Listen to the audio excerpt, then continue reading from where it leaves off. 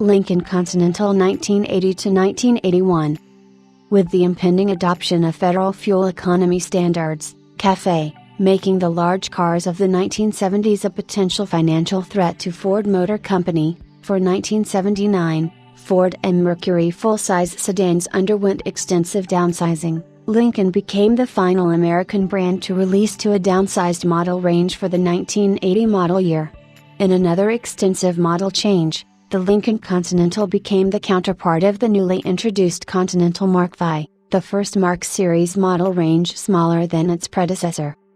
While lagging behind Cadillac for 3 years to downsize its model range, the redesign of the Continental provided Lincoln with the best year-to-year fuel economy improvement, 38%, in Ford history. Alongside a massive reduction of curb weight, the introduction of a 4-speed overdrive transmission enabled Lincoln to surpass its competitors, switching from the brand with the worst 1979 CAFE rating to the most fuel-efficient full-size car sold. One of the most technologically advanced vehicles ever sold by Ford at the time, the 1980 Continental introduced a standard 4-speed automatic overdrive transmission, electronic fuel injection with computer-controlled engine management, EEC3, digital instrument panel, and trip computer, measuring real-time and average fuel economy figures and driving range. Throughout the decade, many of the features would make their way into many other Ford and Lincoln Mercury vehicles. The sixth generation of the Lincoln Continental would be offered only for 1980. To eliminate saturation of the Lincoln model line, the sixth generation Continental was re-released as the Lincoln Town Car for 1981, effectively lasting through the 1989 model year. Following the 1980 withdrawal of the Versailles and the introduction of the Town Car, the Continental nameplate was shifted to the midsize segment for the 1982 model year, skipping the 1981 model year. While never officially announced as the replacement for the Versailles, the 1982 Continental became the Lincoln competitor for the Cadillac Seville. The Mark V ended its model run after the 1983 model year and was replaced by the Mark VII, a far different vehicle. Central to the redesign was the adoption of the all-new Ford Panther platform, shared with the Ford Limited and Mercury Marquis.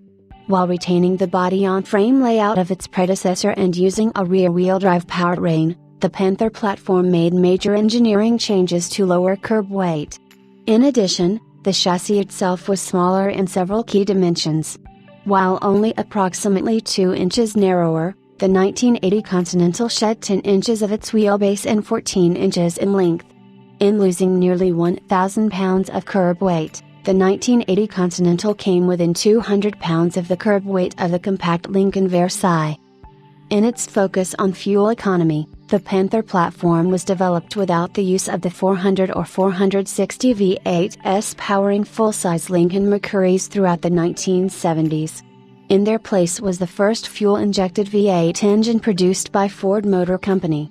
Based on the 302 cubic inch small block V8, the newly christened 129 horsepower 5.0 liters V8, rounded up from its true 4.9 liters displacement, was the first metric displacement American Ford engine.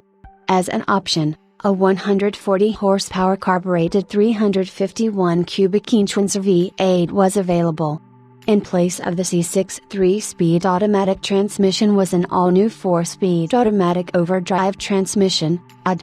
Developed under the name Ford Integral Overdrive, FIAD. This industry-first transmission featured both a mechanically engaged overdrive, 0.671 ratio, 4th gear and 3rd and 4th gear torque converter lockup.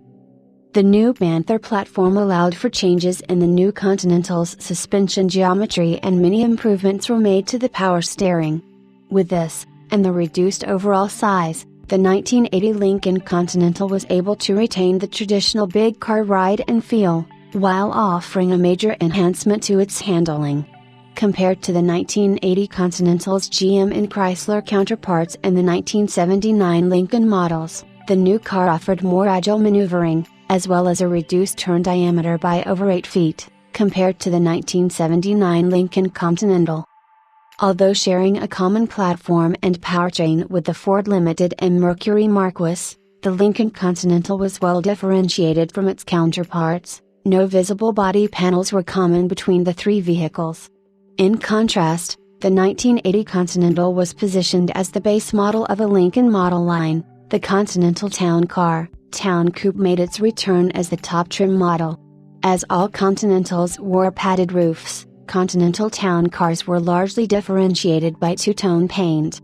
Lincolns were differentiated from Continental Mark V's by their exposed headlights and full-width taillamps, instead of a Continental spare tire trunk.